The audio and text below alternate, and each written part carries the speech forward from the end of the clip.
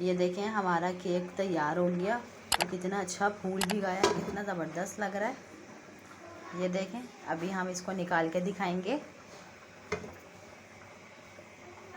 Colour भी कितना प्यारा आया है केक का।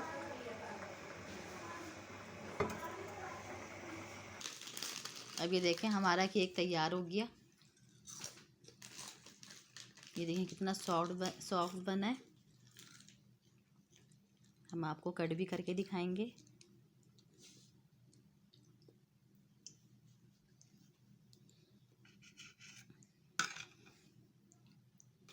ये देखें हमने कट भी करके दिखा दिया। कितना अच्छा बना है, कितना सॉफ्ट बना है।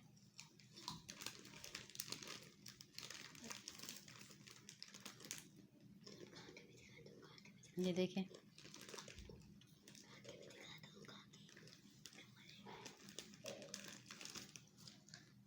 अब ये हमारी रेसिपी ज़रूर ट्राई करिएगा, लाइक भी करिएगा, कमेंट्स में बताइएगा कि कैसा लगा आपको हमारा केक।